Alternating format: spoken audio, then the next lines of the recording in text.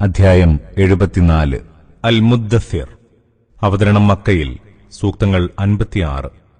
മൂടിപ്പുതച്ചു കിടക്കുന്നവനെന്നാണ് മുദ്ദസ്സിറിന്റെ ഭാഷാർത്ഥം. ആദ്യ സൂക്തത്തിൽ പ്രവാചകനെ സംബോധന ചെയ്യാൻ ഉപയോഗിച്ച പദം ആദ്യത്തെ 7 സൂക്തങ്ങൾ പ്രവാചകന്റെ മക്ക ജീവിതത്തിന്റെ ആദ്യ നാളുകളിൽ അവതരിച്ചു. പ്രവാചകന് 2ാം തവണ ലഭ്യമായ ദിവ്യ സന്ദേശങ്ങളാണിവ.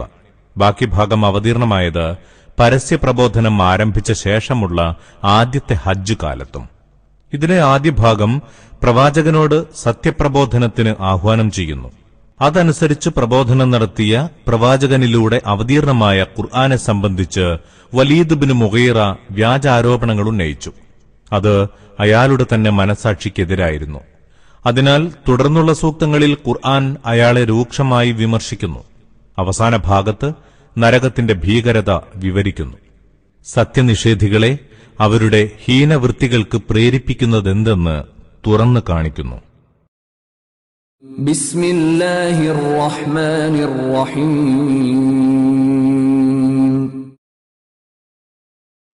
പുതച്ചു മൂടിയവനെ, എഴുന്നേൽക്കുക, ജനത്തിന് മുന്നറിയിപ്പ് നൽകുക. നിന്റെ നാഥന്റെ മഹത്വം വാഴ്ത്തുക.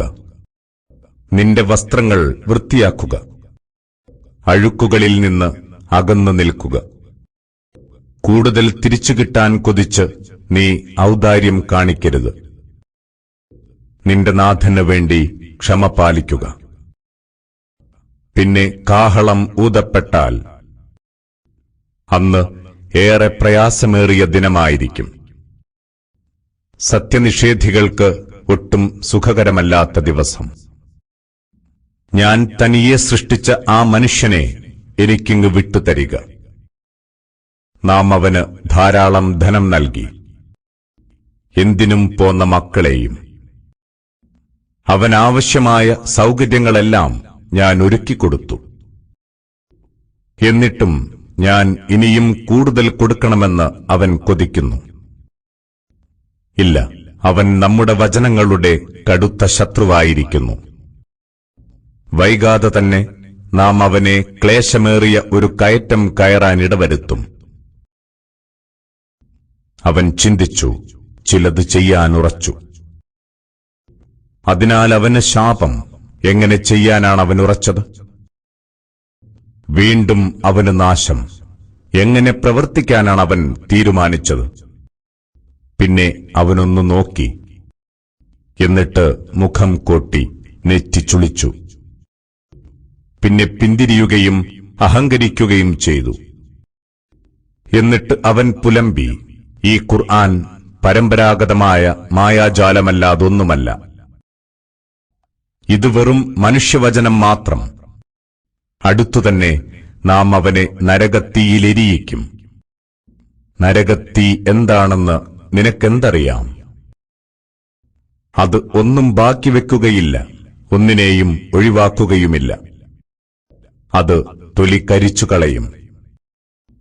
അതിന്റെ ചുമതലക്കാരായി 19 പേരുണ്ട്. നാം നരകത്തിന് ഇவ்விധം ചുമതലക്കാരായി നിശ്ചയിച്ചത് മലക്കുകളെ മാത്രമാണ്. അവരുടെ എണ്ണം സത്യനിഷേധികൾക്കുള്ള നമ്മുടെ ഒരു പരീക്ഷണം മാത്രമാണ്. വേദാവകാശികൾക്ക് ദൃഢബോധ്യം വരാനും സത്യവിശ്വാസികൾക്ക് വിശ്വാസം വർദ്ധിക്കാനുമാണിത്. വേദക്കാരും സത്യവിശ്വാസികളും സംശയത്തിലകപ്പെടാതിരിക്കാനും. അതോടൊപ്പം സത്യനിഷേധികളും രോഗബാധിതമായ മനസ്സിനുടമകളും അല്ലാഹു ഇതുകൊണ്ട് എന്തൊരുപമയാണ് ഉദ്ദേശിച്ചത് എന്ന് പറയാനുമാണ്. ഇவ்விധം അല്ലാഹു താൻ ഇച്ഛിക്കുന്നവരെ വഴികേടിലാക്കുന്നു, താൻ ഉദ്ദേശിക്കുന്നവരെ നേർവഴിയിലാക്കുകയും ചെയ്യുന്നു. നിന്റെ നാഥന്റെ സൈന്യങ്ങളെ സംബന്ധിച്ച് അവനല്ലാതെ ആരും അറിയില്ല. ഇത് മനുഷ്യർക്ക് ഒരു ഉദ്ബോധനമല്ലാതൊന്നുമല്ല. നിസ്സംശയം ചന്ദ്രനാണ് സത്യം. രാത്രിയാണ് സത്യം, അത് പിന്നിടുമ്പോൾ. പ്രഭാതമാണ് സത്യം, അത് പ്രശോഭിതമാവുമ്പോൾ. നരകം ഗൗരവമുള്ള കാര്യങ്ങളിലൊന്നു തന്നെ തീർച്ച. മനുഷ്യർക്കൊരു താക്കീതും. നിങ്ങളിൽ മുന്നോട്ടു വരാനോ പിന്നോട്ടു പോകാനോ ആഗ്രഹിക്കുന്ന ഏവർക്കുമുള്ള താക്കീത്. ഓരോ മനുഷ്യനും താൻ പ്രവർത്തിച്ചതിന് പണയപ്പെട്ടിരിക്കുന്നു. വലതുകൈയിൽ കർമ്മപുസ്തകം കിട്ടുന്നവരൊഴികെ. അവർ സ്വർഗത്തോപ്പുകളിലായിരിക്കും.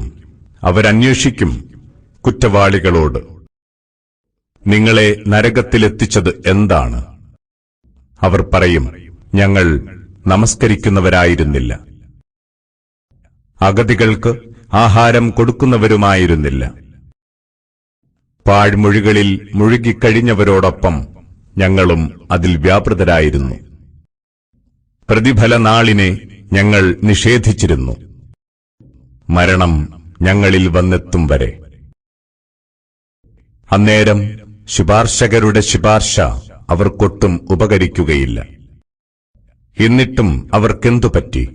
അവർ ഈ ഉദ്ബോധനത്തിൽ നിന്ന് തെന്നിമാറുകയാണ്. സിംഹത്തെ ഭയന്ന് വിരണ്ടോടുന്ന വിരളിപ്പിടിച്ച കഴുതകളെപ്പോലെയാണവർ. അല്ല, അവരിൽ ഓരോരുത്തരും ആഗ്രഹിക്കുന്നു തനിക്ക് അല്ലാഹുവിൽ നിന്ന് തുറന്ന ഏടുകളുള്ള വേദപുസ്തകം ലഭിക്കണമെന്ന്. ഒരിക്കലുമില്ല. അവർക്ക് പരലോകത്തെ പേടിയില്ല എന്നതാണ് സത്യം. അറിയുക, ഉറപ്പായും ഇത് ഒരു ഉദ്ബോധനമാണ്. അതിനാൽ ഇഷ്ടമുള്ളവൻ ഇത് സ്വീകരിച്ച് ഉദ്ബുദ്ധനാകട്ടെ. അല്ലാഹു ഇച്ഛിക്കുന്നുവെങ്കിലല്ലാതെ അവരത് സ്വീകരിക്കുകയില്ല. അവനാകുന്നു ഭക്തിക്കർഹൻ, പാപമോചനത്തിനുടമയും അവൻ തന്നെ.